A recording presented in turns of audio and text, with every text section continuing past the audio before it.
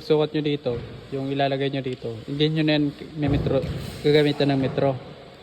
Tatapat nyo lang yan ng ganyan. Ito ano to, movable to na ano, na pinto kasi.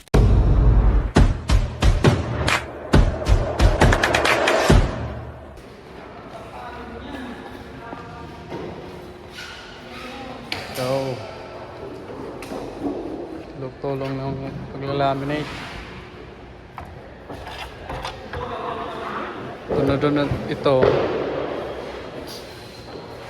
Ito na yan. Nilalaminate nila ito na yan. Ito. Ito. 108 by 1 meter. Tapos yung taas, PVC platted na lang. Tapos may logo na 101. Laminate. Pinapatuyo lang.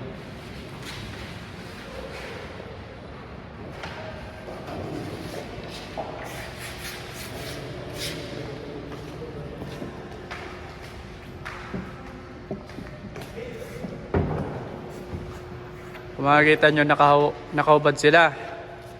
Sobrang init kasi dito. Kahit di ka magtrabaho, pinagpapawisan ka. Yan o, kunting hagod lang yun, pero pawis-pawis na.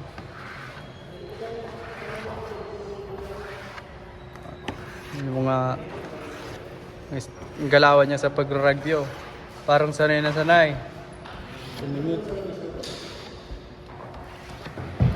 Ito na yung sa may kusina pa rin. May drawer na sa gitna. Ito. Pinabuksan niya. Ito. Ganito yung tsura niyan. Dalawang pinto sa gilid. Tapos drawer ang gitna, 4. Tapos ito, PVC platted dyan. Tapos may logo na 101 Mall. Yan, 101. Yan ang itsura niya. Ito movable lang. Ito movable. May backing dyan sa likod. Naka-laminate. May laminate na ang loob niyan. May laminate niyang kahapon. Tapos labas. Iuli na pagkumpleto na yung loob. May backing niya ditong 3/4 hanggang taas. Sagot sa kisame. Sagot yan sa kisame. Backing niya. Ito niya. Backing niyan. Ano ba ito yung itong mesa? Saka nga pala, kaya nakalabas ito ng dalawang 3/4 kasi yung pinto, papantay na lang yan. Yan yung pinto. Tapos nosing lang to na 3/4 para hindi naman siya tignan. Parang tignan. Ito ang itsura niya. Ito, plywood na lang to. Plywood to. Kagat. Ito yung kisame. May complete kasi yan. Yan. Tsaka dyan sa kisame. Ito. Dito na yung PVC.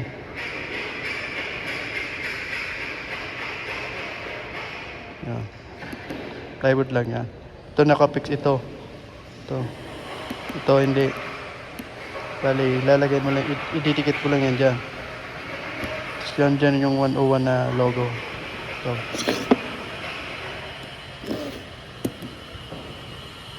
Yan. Drawer na lang yan. Tapos dalawang pinto sa gilid. Yun na yung tapos na yun. Bali, kakabit na lang namin yan. Tapos i-layout muna namin yung pinto bago laminatean. So may pinto na rin yun. Tapos yung sa ibabaw niya.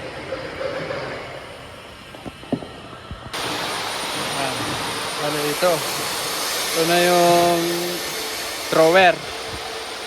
Bali, 4 na drawer yan. Isa, 2, 3, 4. Ito na yung mga pan-drawer. Lalaminitan mo na to bago buuhin para malinis na yung loob. Pati yan, yung loob. Ito na yung sa loob. Sa pin, sa ilalim. Laminate muna namin yan bago buuhin. Ito lalaminate na din to. Tapos ito na yung sinasabi ko sa inyo sasabit lang. Ito. Yung kapares nito dito, ito. Ito. Sa wall na to kakabit. Kukunin lang namin ang level nito.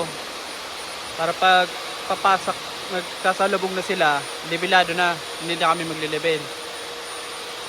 Kahit hindi mo na yan iskurahan, matibay na yan, hindi na yan babagsak. Pero lalagyan pa rin namin yan ng suporta. Suporta na lang sa baba.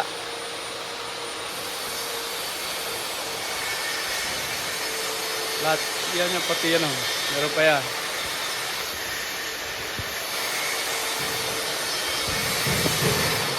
Halos. Hinges na lang ang kulong nito. Tapos alin po na namin yan bago laminita. Wala pa kasing hinges. Pinapatapos ko na po ito yung laminate ng drawer.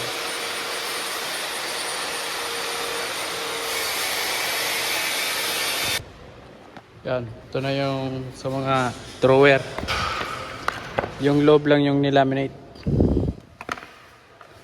Asimbolin na natin. May itsura niyan.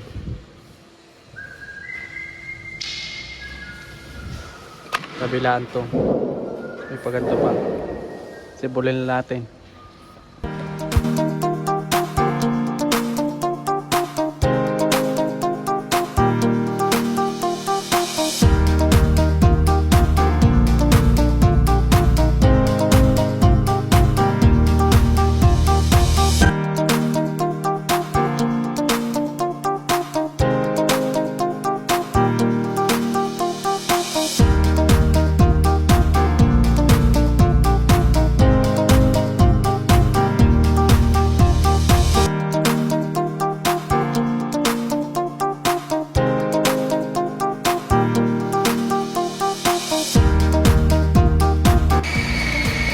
Pag nagsusukat kayo ng sa drawer, halimbawa ito yung drawer, paglalagyan ng drawer, ganito lang gawin nyo, susukatin nyo lang para makuha nyo yung eksaktong yan, 13.5 13.5, pabawasan mo yun ng ito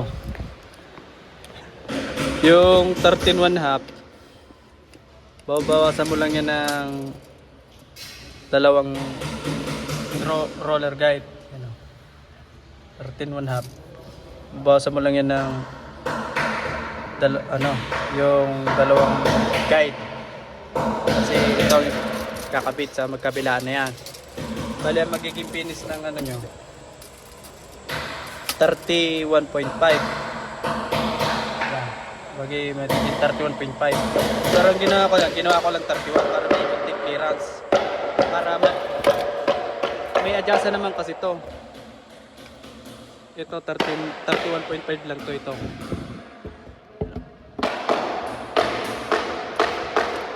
$31.5 lang to. Ay 31 lang ito.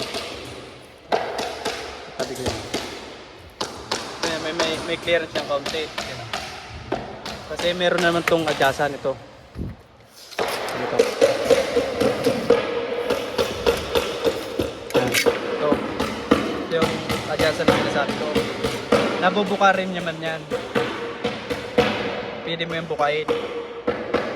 Kasi kung sinakto mo yung sukat, pwedeng matigas hugutin. Kaya hindi ko siya sinasakto. May clearance pa rin siya. Bali, kapilaan ng clearance. Na-adjust mo naman itong ito. Yan. Nabubuka nyo yan. Nabubuka yan. Ito na yung ginawa kong drawer. Kahon. Yan. Ito yung clearance niya. Talagang sakto lang yan. May konting clearance lang yan. Para kung medyo matigas, ma-adjust mo pa siya. Ito, mabubuka mo pa ito. Halimbawa ito, uno. Dagdagan nyo ng 1.5, 1 and 1/4. Ito, ibabawas nyo dito sa kahon, 1 and 1/4. Para saktong-sakto talaga. Hindi siya matigas, hindi rin siya ano, saktong-sakto lang. Asimbulin ko lang to. Tapos yung mga ganito sa drawer, ba? Kasi iikot ito. Ito, iikot yan. Ito, yung pagsukat nyo dito, yung ilalagay nyo dito, hindi nyo na yan metro, gagamitan ng metro. Tatapat nyo lang yan ng ganyan. Yung, aliba, ito na yung ilalagay ko dito, yung pag ganito. Tatapat mo lang yan ganyan. Ito, ididikit mo yan dyan. Tapos dito, guguhitan mo lang yan dyan. Guguhitan mo yan dito. At saka mo iskulahan na lang yan. Iskulahin mo na lang yan. Iskulahin mo lang yan.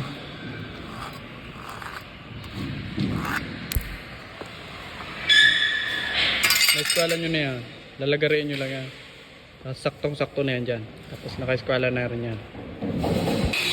Yan, lalagariin nyo lang yan. Lalagariin ko to.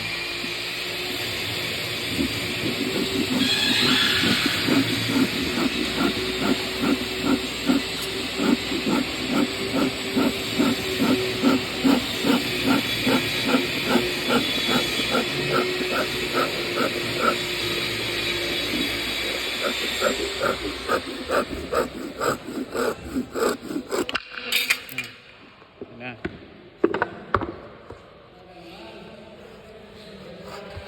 Papasok nyo na lang yan ng ganyan. Sakto na yan.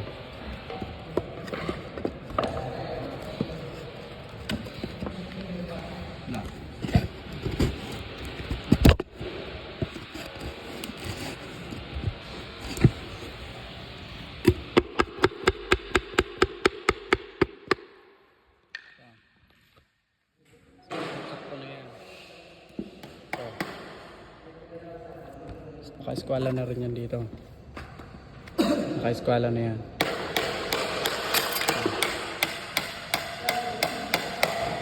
Wala rin na yan.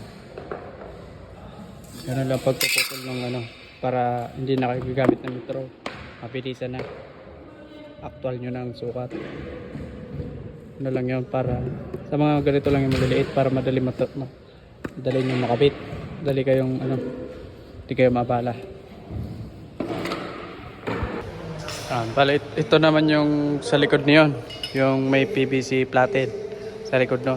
Ito na. Bale, magtatakip na lang dito, tatakpan na lang ito ng 1/4 na plywood. Talagang ng pamakuan. Tupit-tupit lang para sumakto dun sa 1/4 na plywood ng pako. Tapos ito naman yung sa counter ng playhouse. Lahat to drawer. Tapos yung backing nito, ito na. Medyo matrabaho to. Bebend kasi yan. Kaya meron niyang kanang para ma-bend mo siya ng ano, backing niya nito. Drawer na yan, ano, Paimor? Drawer. Sani pala. Ito yung backing na yun. Sani pa na yan. Oh. Sani pa lang ito, parang ano lang. Hindi pala yan drawer. Pinto. Ito, pinto na lang to, dalawa. Nakikita nyo yan pag finish na. Ngayon,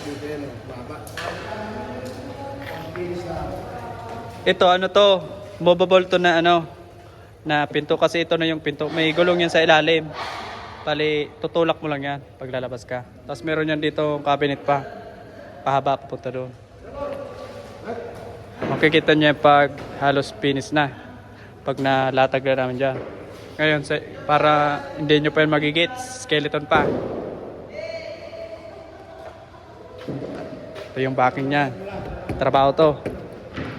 Pwede din sana yung 1/4, kaso mas maganda to para isahan lang. Bukas, kabit na yan bukas.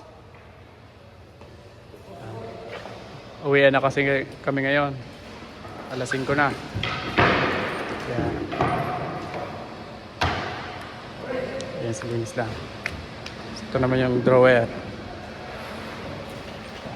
Tapos bukas, tapos na yan. Yan, halos complete na rin yan. Sasalpak na lang namin yan. Kulang na lang yung mga... Wala pa kasing hinges na dumating.